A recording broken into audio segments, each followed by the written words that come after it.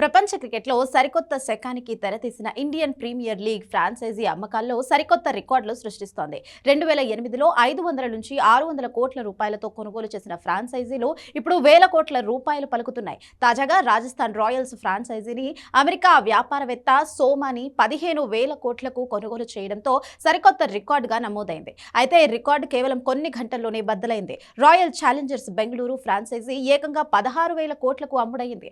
IPL చరిత్రలోనే కాదు, franchise cricket హిస్టరీలోనే ఇది సరికొత్త రికార్డు. ఒక ఫ్రాంచైజీ ఇన్ని వేల కోట్లకు అమ్ముడుపోవడం ఇదే తొలిసారి. 2008లో కేవలం 446 కోట్లు కొనుగోలు చేసిన ఆర్సీబీ ఫ్రాంచైజీ క్రమంగా తన బ్రాండ్ వాల్యూని పెంచుకుంది. 17 ఏళ్ల పాటు ట్రోఫీ గెలవకున్న విరాట్ కోహ్లీ, గెల్, డివిలియర్స్ వంటి స్టార్ ప్లేయర్స్ కారణంగా మిగిలిన ఫ్రాంచైజీల కంటే ఎక్కువ పాపులారిటీ సాధించింది. ప్రస్తుతం డియోజియో ఆర్సీబీ ఫ్రాంచైజీ ఓనర్ గా ఉంది. గత సీజన్తో టైటిల్ గెలిచిన తర్వాత బెంగళూరు ఫ్రాంచైజీ విలువ మరింత పెరిగింది. దీంతో ఈ క్రేజ్ తగ్గకుండా కొత్త సీజన్ కు ముందే బిడ్డింగ్ ప్రక్రియ ముగిసేలా ప్రస్తుత యాజమాని డియోజియో ప్రయత్నాలు ప్రారంభించింది. మార్చి 31లోగా ఈ విక్రయ ప్రక్రియ పూర్తయ్యేలా ముందే ప్లాన్ చేసుకున్న ఆ కంపెనీ దానికి తగ్గట్టే భారీ ఫలితాన్ని అందుకుంది.